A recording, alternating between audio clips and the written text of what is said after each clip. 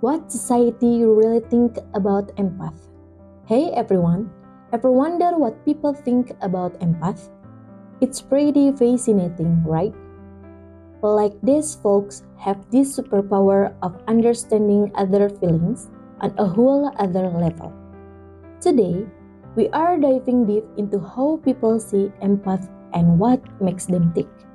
So buckle up, because we are about to take a ride through the world of empathy. Number 1, there's no such thing as a perfect empath. Empaths are genuine, and their vibes can draw people in, sometimes making them feel intimidated. But spotting a true empath isn't easy, especially in a world where many people pretend to be something they are not. Empaths blend into society seamlessly, wearing a mask every day when they go about their lives. These masks help them function and appear less vulnerable.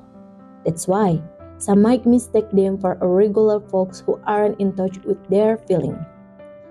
Empaths don't feel the need to flaunt their ability to understand others and their rich inner world to everyone. They only dare guard down with people they trust. Some may think they are faking kindness because an empath level of compassion can be hard to believe. But despite not being saints, they still demonstrate remarkable kindness even to strangers. It takes a lot of courage and strength to think and act like an empath. Number 2, empaths aren't party animals. Sure, you might find empaths hanging out with friends, canceling someone who's upset at a party, but they are not social butterflies just for the sake of it.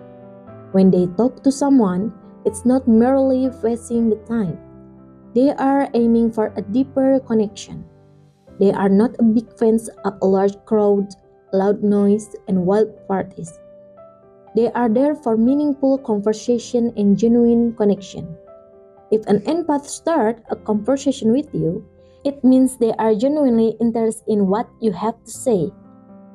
They might even pick up on the fact that something's bothering you, which is why they are not really into big social gatherings and avoid overly crowded places. They might even feel a bit nervous about making small talk. Have you ever had an empath approach you first? Number 3, empaths aren't pushover. They are pretty self-sufficient. Just because they can feel other people's pain doesn't mean they get completely wrapped up in it. Genuine love is great, but being overly attached isn't healthy. Some might think empaths get too obsessed with their relationship. They might seem a bit clingy or possessive, but that's just part of their passionate nature. However, being a bit clingy doesn't mean they are overly attached. If a relationship turns toxic, they are not afraid to walk away and prioritize their own peace of mind over everything else. Number 4, empaths aren't always patient. While empaths can handle a lot of emotional pressure, they are not always patient, just like everyone else.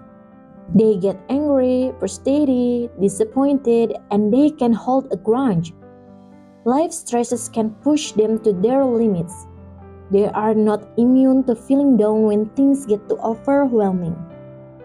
They might need some time alone to calm down. Sometimes, empaths use unhealthy ways to cope with stress. Number 5, empathy isn't the same as being an empath. Sure, empathic people have empathy, but being an empath is on another level. They handle things differently than most folk. Apart from being really good at comforting others, they actively try to find solutions to problems. Empaths don't just sympathize and give advice. They genuinely want to make people feel better. So, it's pretty wild to think about all the different personality out there, right? Have you ever crossed paths with an empath in your crew? Or maybe you are one yourself?